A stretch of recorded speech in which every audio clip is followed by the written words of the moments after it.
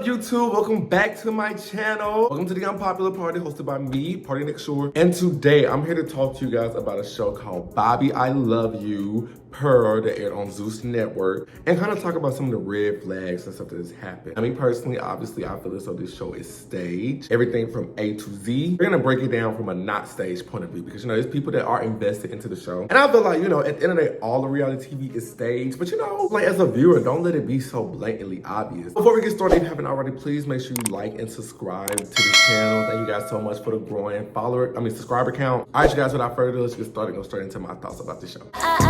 Thought I knew you. Yeah, so just a brief history, the way that Bobby, I Love You, Purr came about. Bobby and Roland Ray did this conversation episode for Zeus Network. Conversation was, it was really fun. Some good back and forth dialogue and there, some good TikTok. His wheelchair is dead. I just came back from the dead and they told me, you still not that girl. The general public seeing them two together just realized how comical this was. So Zeus Network decided, okay, why not put you two together on a show to help Bobby find love? And that's where Bobby, I Love You, Purr came out. So the show premiered on August 21st, 2022 on Zeus Network. The first red flag I saw is that most of these guys that we're seeing on Bobby, I Love You, they was recently at the Bad Boys Houston audition that they just did. Knock the fuck out of a bitch. From my point of view, I'm just like, okay, am I looking for guys that really want to have love? Or am I just looking at a whole bunch of guys that just want to come up and they don't care on what type of platform they come on? On top of that, it's not like, regular guys. There's a lot of guys that are either content creators or just like clout chasers. Nevertheless, the show premiered and we was kind of introduced to the show's dynamic. Instantly off rip, all we saw was a whole bunch of guys just fighting. It went from a simple argument to just a full-on brawl happening outside of Bobby's house. Now, to the average 13 or 14-year-old, this was probably exhilarating. But to some of the viewers outside, it was just like, okay, they kind of doing too much, or like, why y'all just got all this Anna on y'all chest? I just met. Even so much so, as we get further along in episode, that's all we've seen.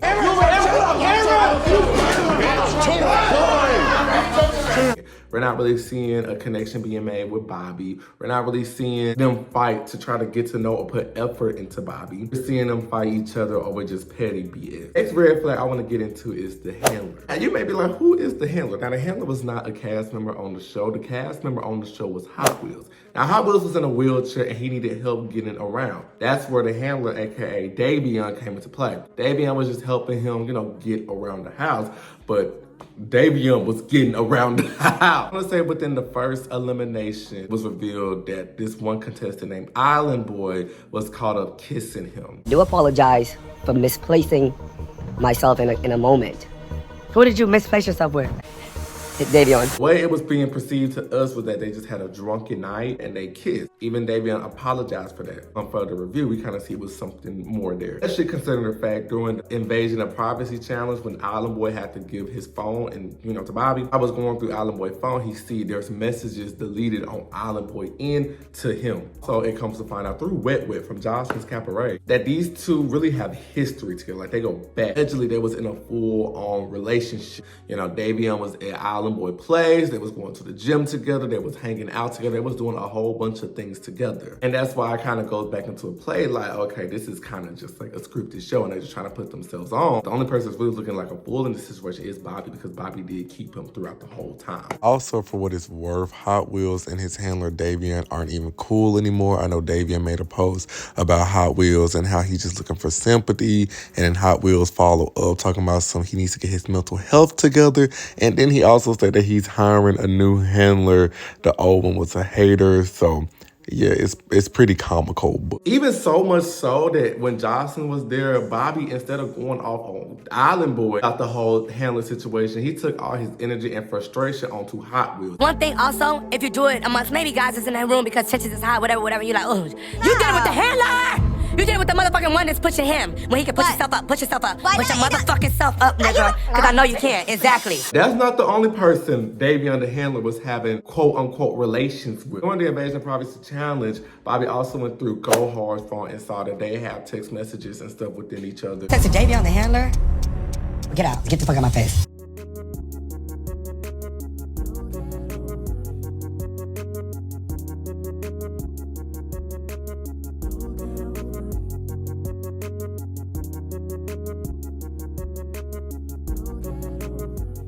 Well, as Savage, they was DMing each other, having a good. So the handler just was getting to know everybody.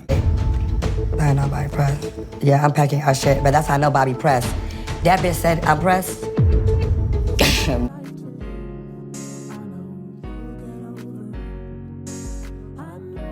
I feel like if I was Bobby, that should be a sign to me that like these people are not really here for me. They just want to promote whatever, but they're not really looking for love for real. Next red flag I would like to talk about is that half of the cast members on this show allegedly wasn't even gay. If you don't know the term gay for pay, gay for pay is referring to a man who would engage or do sexual things with another man for the right price, basically. You know what I'm saying? I ain't gay, but $20 is $20. That's basically what it is. Rerun was someone who was coming onto the show as Bobby's egg. Rerun has on multiple occasions referred to himself as straight. My apologies, he doesn't refer to himself as straight, but more so bisexual. So when he first got together with Jeffree Star, a lot of people was calling him out because it was not one, but two women that came forward stating they had previous relationships with him.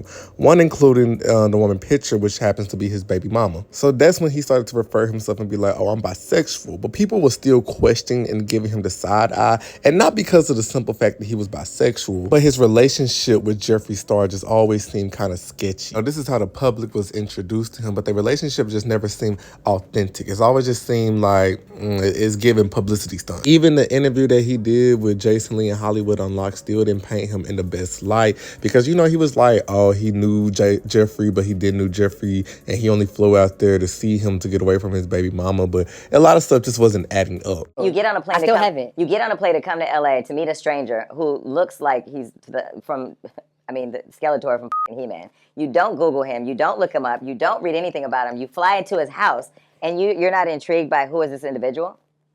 No. Some of them, some of them is bisexual. Who bisexual? I'm not bisexual. You not bisexual? Mm-mm. So what were you doing on a Bobby show? On a Bobby show? I'm not bisexual, none of that shit. I like pussy. Okay. And then I like pussy and opportunities. Also, Dingaling, who was a cast member on the show, was another person that was at the Bad Boys Houston audition. They asked him, they was like, hey, what is your sexual orientation? He said that he is straight. I want both of y'all to answer this question. You like men or women?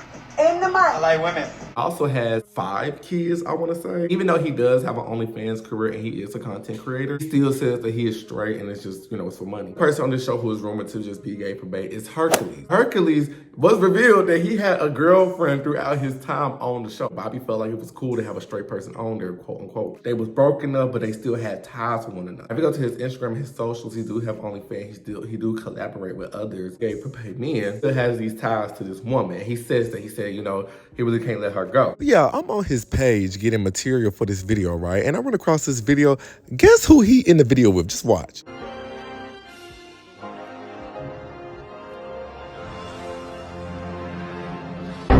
That's B, the assistant. If he even his real assistant. This ain't got nothing to do with nothing. I'm just like, yeah. You do get your bag, but the only thing that I saw an issue with is that he stated that he was still trying to find himself and still trying to develop himself into his sexuality. My thing is, okay, so if you're trying to find yourself, why come on a dating platform or come onto a TV show looking for love within a man, quote unquote, and you come with all this baggage? Is that fair to him? Also, you say you're going to just quote unquote leave your girlfriend if you get picked. Y'all been together for 3 years and it's hard to let her go. I just feel like TV is not if you really are trying to find yourself, TV is not the right place to do that. You need to do that within yourself. But clap if you understand what I'm saying. Island Boy actually has been married twice before, once to a girl and another one to a man. There's nothing wrong with anything I'm saying out here, but you just see how much baggage these people are carrying trying to find love on TV. Now, I'm supposed to believe as the viewer that any of these guys are good for Bobby? Absolutely not. Another red flag on the show. You can kind of just tell that a lot of these guys was on here to further their singing or music or whatever career. Trax. Now, I did not know this until a friend let me know this, but Trax is actually on another TV show. Is it let me Google it real quick. So Trax was on Chasing Atlanta season 5. Every time he got a chance, he was showing off his vocal ability because Trax is a singer, he does music. I'm not saying it's not a smart idea because, Quay's show, Big Heart, he came on there singing and then he ended up on American Idol. God rest his soul, by the way. Oh, that's so tragic.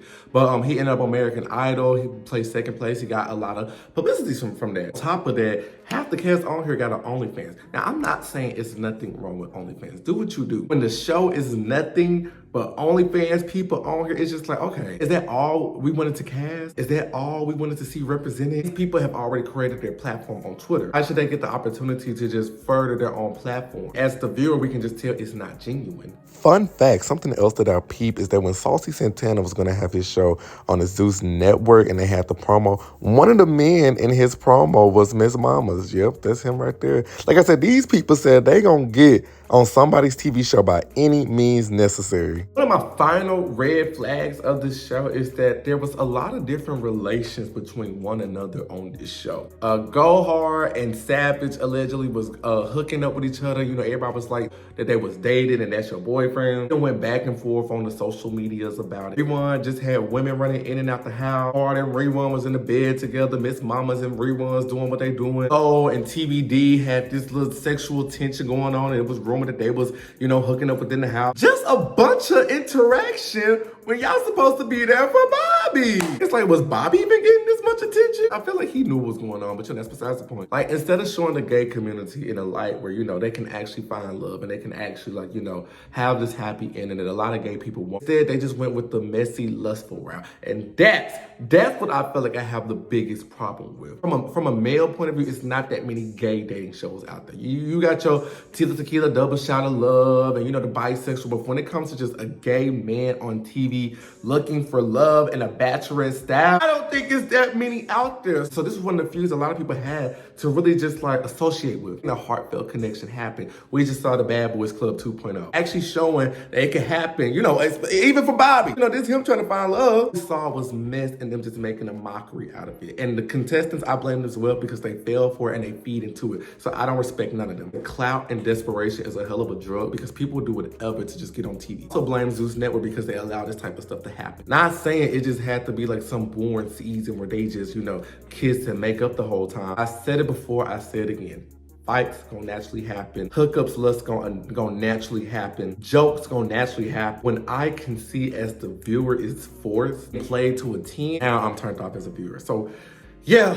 Also, I just want to say this cast be involved with so much mess. It is ridiculous. Like, not only have they been arguing and going back and forth on IG Live for days, I mean days. The preview for the reunion has come out and all they doing is just fighting. But the biggest thing that I've been seeing, Gohar and Island Boy is in a full-blown relationship right now. And this is the stuff I'm talking about. I knew their little best friend brother thing was too good to be true, especially when Island Boy over here trying to talk Gohar out of going home when Bobby was kicking him out. As your competitor, why would I do that? Another thing I find not only embarrassing but sickening is the fact that half of this cast who came on the show to quote unquote pursue, I keep saying quote unquote, but to pursue Bobby's love or to come on his show, now they all on Instagram and TikTok calling him Botch Bobby and making fun of him. Like, look at this. When the Bobby I Love You for reunion airs, hashtag Botch Bobby. That becomes even more cringy when you see that these are well-grown men, older than me, acting childish. These are grown men with kids and responsibility, but they all want to just do lame stuff like this. And I'm not the biggest Bobby fan, but the way y'all have this platform, well, even more so of a platform on TV, is because of his show. And they're not just exposing each other on a, oh, you slept with this person. They're talking about each other's drug uses. Like, I should know you guys' business like this, but this is why I always tell people, especially my younger generation, that under 17 group, when it comes to chasing a bag or when it comes to just doing anything for money, I don't know if anybody has ever told y'all this, but when it comes to the price of your morals, when it comes to things that like you stand on, because if you don't stand on nothing, you'll fall for anything. When it comes to you selling your values for a quick buck, it's too expensive and it's not worth it. Money is not everything, and it's the reason why they say it's the root of all evil. When it comes to any decision you make in life, you have to live with those. And when it comes to the point to where you decide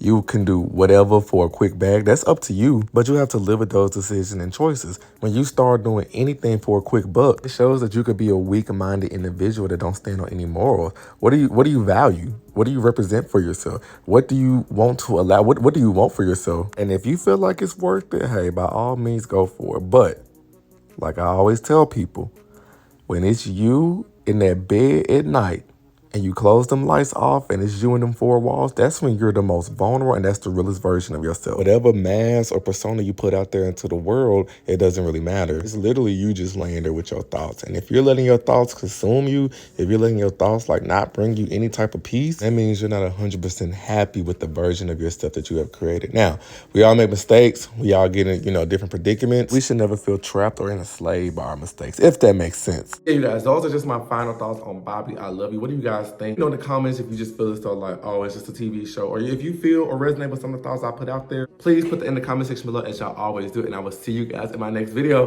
Bye!